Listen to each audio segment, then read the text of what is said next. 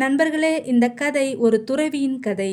துறவியின் துறவு பயணத்தில் அவரை அறியாமலே சிறு பற்று வைத்து விட்டார். அதனால் அவருக்கு வரும் சிக்கலை அவர் கண்கூடாக பார்க்கிறார். சரி, வாங்க துறவியின் அனுபவத்தை இந்த கதையில் பார்க்கலாம். கதை முடியும் வரை பாருங்க, அப்போதுதான் கதையின் கருத்து புரியும். துறவி ஒருவர் காட்டில் குடில் அமைத்து தங்கியிருந்தார். அவருடைய காவி உடுப்பை அடிக்கடி எலி ஒன்றில் கடித்து வீணாக்கி கொண்டிருந்தது. எலி தொல்லையிலிருந்து விடுபட பூனை ஒன்றை வளர்க்க தொடங்கினார் அவர். இப்போ அந்த பூனைக்கு நாள்தோறும் பால் தருவதற்காக பசுமாடை ஒன்றை வாங்கினார்.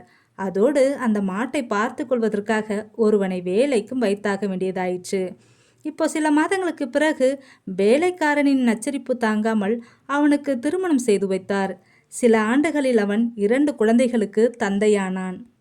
அதனால பலரை காப்பாற்ற வேண்டிய தேவை இருந்ததால் துறவி நெடுநேரம் யாசகம் எடுக்க வேண்டியிருந்தது. இதனால் அவருக்கு தவம் செய்ய போதிய நேரம் இல்லாமல் போய்விட்டது.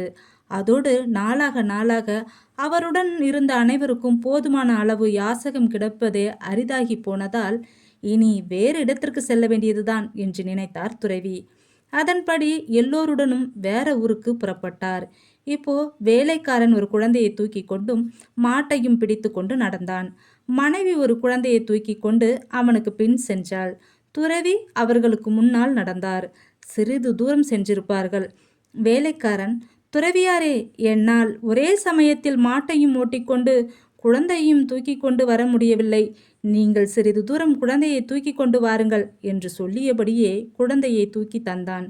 குழந்தையை தூக்கி கொண்ட அவர், துறவியாகிய நான் குழந்தையை தூக்கி வரும் குடிம்பியாகி விட்டேனே. கோவணத்தின் மீது வைத்த சிறு பற்றினால் எவ்வளவு பற்றுகள் ஒன்றன் பின் ஒன்றாக வந்து சேர்ந்து விட்டன என்று சிந்தித்தார். அவருடைய அறிவு கண் திறந்தது. அப்பொழுதே எல்லாவற்றையும் துறந்துவிட்டு உண்மையான துறவியானார் அவர். இனிய மக்களே, கதை எப்படி இருக்கு? இந்த கதை நமக்கு உணர்த்தும் செய்தி ஆசை அல்லது தேவை என்பதுதான் பற்று. ஆசையானது ஒரு சங்கிலி தொடர் என்பதை இந்த கதை நமக்கு உணர்த்தியுள்ளது. இந்த உலகில் ஆசை இல்லாத மனிதர்களே இல்லை. இந்த கதையில் வரும் துறவிக்கு கூட எல்லாவற்றையும் துறந்து ஒரு ஞான நிலையை அடைய வேண்டும் என்பதும் ஒருவித ஆசைதான். மக்களே, நமது ஆசை என்பது ஆடம்பரத்திற்கானதாக இல்லாமல் அவசியத்திற்காக மட்டும் இருந்தால் துன்பமில்லை. ஒருவேளை துன்பத்தோடு மோதி ஆசையில் வெற்றியடைய வேண்டுமானால் அந்த ஆசையை நமது முன்னேற்றத்திற்கான குறிக்கோளின் மீது வைக்கலாம். ஒரு சிறு கவி வரிகளை சொல்லிவிட்டு கதையை நிறைவு செய்கிறேன். ஆசையின் விசைவு என்பது ஓசை இல்லாமல் வாழ்க்கையை பயணிக்க செய்கிறது.